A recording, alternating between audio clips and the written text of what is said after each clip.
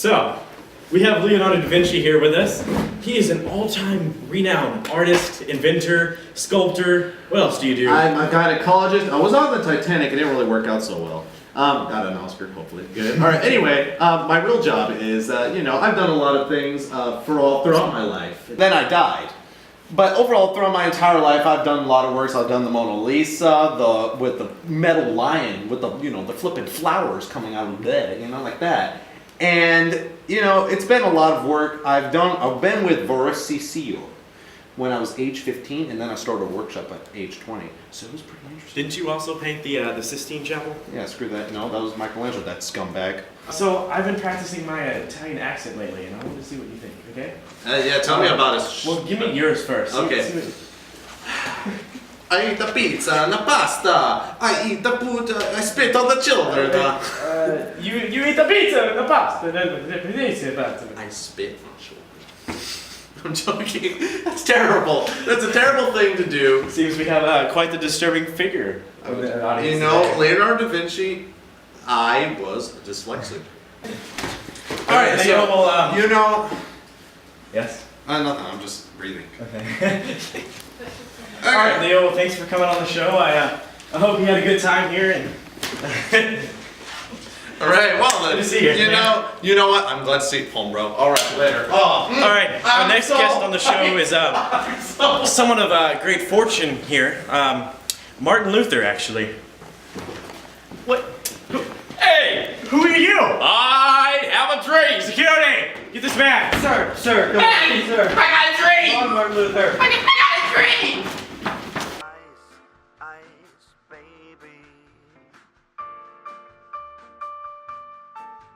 What just happened? Anyways, our next guest on the show is Martin Luther. So let's welcome him in, huh? How you doing? Hello, sir. Whoa, what are you doing? Oh, that's right. You're from a different time. Never mind. Okay, I understand. All right, let's just take a seat here. Okay? It's been a long journey. I'm sure it has. How are the wife and kids? Oh, they're good. I didn't know you'd know that. You really catch up on your information when you're in the times. Well, when you start a rebellious church that goes against everything the world has ever known, you have to know things. That is true. In fact, Katharina and I were going to have you over next week for dinner, if that's really? all right. Mary didn't tell me that. That's surprising. Well, starting a whole rebellious church against everything everyone's ever known is a little stressful at times, and so it's nice to have company, especially if they don't know you all that well. By the way, how was that church? How did starting the church go and everything? Well, it started with a couple of small things, and then there were more things, and eventually it ended up 95 entire things I didn't agree with the church. Gosh. It took me all night to write that list, and then I just went and nailed it as hard as I could into the door, and I sort of got excommunicated. But that was okay, because a lot of people agreed with me. So I went out and started my own church. But now they're going to have this whole Council of Trent where they're going to condemn me and basically say, oh, whatever I'm saying is a lie, which it isn't. I mean, I made some valid points, Yeah. It's very stressful. I did want to bring up, though, you did translate the whole Bible from Latin. Yes, I translated it into German, actually. And let me tell you, that was very unpleasant. Really? Well, especially if you don't agree with the whole thing. I mean, there are a couple verses here and there that I didn't agree with. And then I had to actually translate it, and that took forever.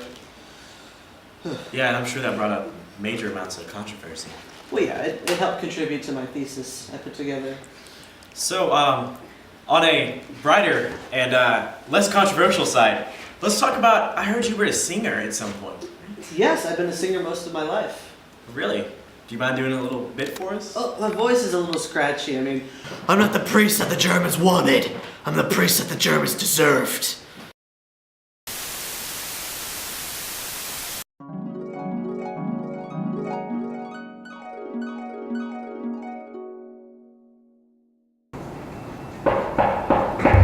Enter!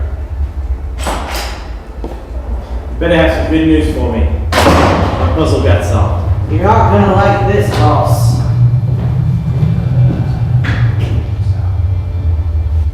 What? Who's responsible for this? Tell me! It was you. It's your mom. See this?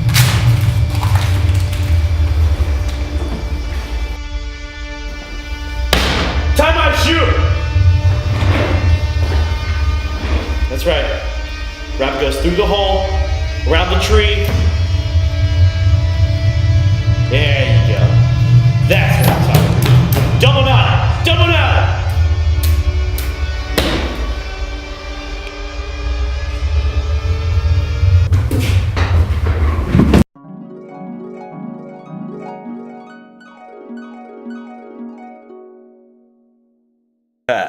Sorry about that, you guys. The boss is a little... Sorry about that, you guys. The boss is a little unhappy right now. We're gonna continue the interviews in a few minutes, you see, but first we gotta clear a few things up backstage. So stick right with us. We got more famous characters coming right up for you.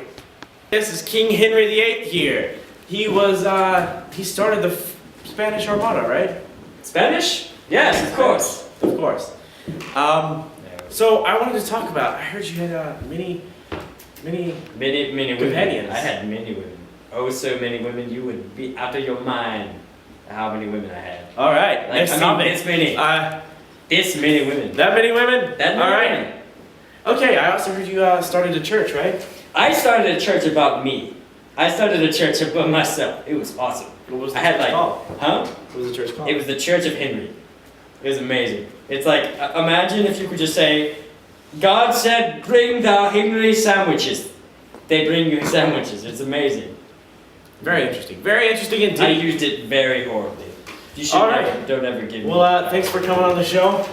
Oh, Really, I'm not, appreciate it. okay. I'm gonna sit down because I'm important. Goodbye, folks. You're my companions. Bring me sandwiches. King Henry VIII was born on June 28th, 1491. I'm sorry. He was the son of King Henry VII and Catherine of York. Actually, he was the second son. And basically, he inherited the throne after, I believe, his brother died. So basically, from there, he went on to do many accomplishments. He started the Spanish Armada. He was responsible for the start also of the Angelical Church. And he had many women. Yes. Apparently, he's in the background right now.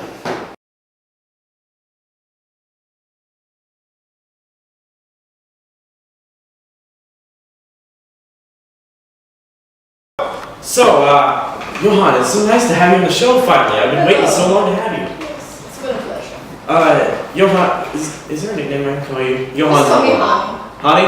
Honey. Honey. That's funny. Alright, so continuing on. So tell me about your life. Tell me about who you are, what you've I done. was born in Germany, the best country. In 1395, I was abandoned by my funders as I was trying to start the printing press. I was a grateful Bolshevik. And then I got funded by Johann Gutenberg, and I printed the Bible. Everyone loves me, especially God. That's basically my life up until now. Interesting, very interesting. So tell me about the printing press. Is it just how did you come up with the idea? Well, originally my father and mother were very poor. My mother and father were very poor. It was the only thing I could do was play with the other neighborhood kids. And Yeah. then we found out if you pressed one paper and the rock underneath and pressed them together, there's something on there. It's amazing. Who thinks of that? I mean, it's A just. bunch of little boys. All right. Well, thanks for coming on the show. I really appreciate you. No problem. Thank you, sir. It's been a fantabulous interview. Thank you. All right. So that was great having the interview with Johann Gutenberg. Hey, how's it going? William Shakespeare, ladies and gentlemen. How are you? I'm great. I actually came to cut you off. I would just want to talk about myself today. So William's good at that. thank you, but I got this. I was born on 23rd of April, 1564. Great year. Thank you very much. I married a beautiful woman named Anna Hathaway. She starred in many of my plays, not really. I had 3 children, who I don't remember at the moment, and the Queen loved me, which is great because that helped my business skyrocket. But when she died, the next king came around. I fooled him too. I got him to foot all the bills, and then I became very popular. Thank you very much for your time. William Shakespeare, ladies and gentlemen. Amazing. Absolutely amazing. Michelangelo, how are you, sir? I'm very good. How are you? Our guest, if you don't know him, he's Michelangelo. He's an all-time renowned artist, inventor, whatever you want to call him, because he's pretty much does everything. Yes. I've been doing that since March 16th, my birthday. Your birthday, really? Yes. When I was in Happy the womb, birthday. I was painting. When I was a baby, I was painting. He was painting as a baby. Yes, I was. It's great. What'd you paint as a baby? Did you paint just like children, or Well, I mainly painted people because I don't like the nature. you don't like it? I don't like the nature. I like Makes the sense. person. I like the The person. inside guy. I like the person. That's why I did David just by himself. No anything around him, just him. I love people. I'm a people person. People person. That's great. That's great to know. And I love religion. I just love it. Gracias, Padre. Anyway. Jesus Cristo. See. I just love Jesus because he's beautiful. I love his ribs. He's like shredded completely. He's just a beautiful painting. Sculpture. When I painted him and when I sculpted him, I did it with his mommy. And that's just so much love. What the heck is What is wrong with you, said God? I really gotta get my hands out the camera. This make me laugh. You can continue. Okay. Are we starting over or are we continuing? Continue. Let's talk about the Sistine Chapel. I know that was a great feat. Can we just talk about first how you managed to climb all the way up to the top and paint that thing? I have no idea. By the You grace have of no God. idea? By the grace of God. Thank God for Italian architects, huh? Yes, of course. It's beautiful. I love that. I love the Sistine Chapel so much. I pray there every Sunday. Yeah. And it didn't like me to paint nobody naked. I don't know why. It's just the person, the people. I love the people, like I've said before. It's just, I don't know why they don't like the naked people. I guess they just They're just weird. opposed to the French arts. They're just weird. Yeah. I love the French because they're people. How does that teeth look? You good? Your teeth look pretty good. Hey, Hey! So, I'm here. What are we talking about? Today we're talking about the Renaissance man, Florence, Italy, and realism. Oh, and I got a buck right here to tell all about it. And as you can see, I can't read. Okay, so we're using technology because I like that. So, Alrighty here. Alright, so our first topic is what, Don? it's realism. Realism. Except my name's not Don, it's Leo. But it's alright. Thanks for confusing me with another person. But anyway, realism is about where the picture. Let's solve this problem out. Who is Don?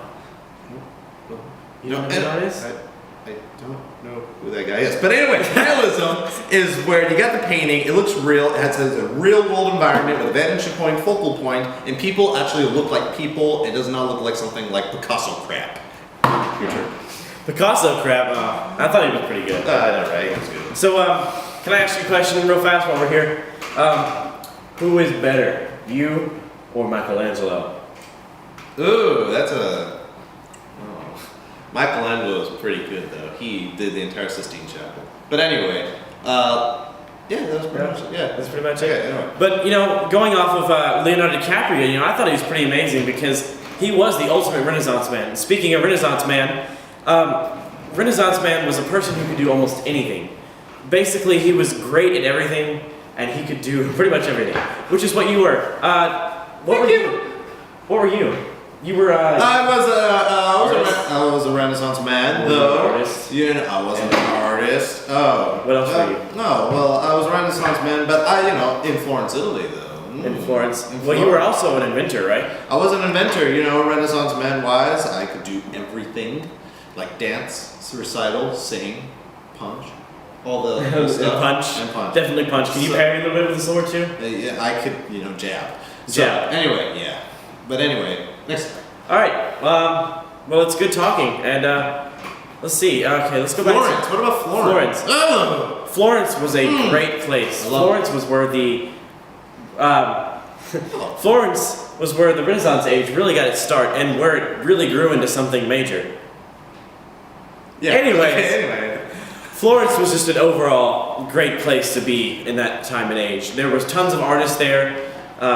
You could go around and literally just see tons of art. It was art being sold in the streets, all kinds of clothing. It was a really industrious place. They were constantly making things that were so creative. That's true. And it was just an amazing place to be at. So true. Thank you. Yeah. Woo! Is that some of what we're talking about? That's pretty much it, I Okay, guess. cool. Transition. It might seem crazy what I'm about to say. I want to talk about the Schnitzel. The Schnitzel library. Take away. Up really, really close.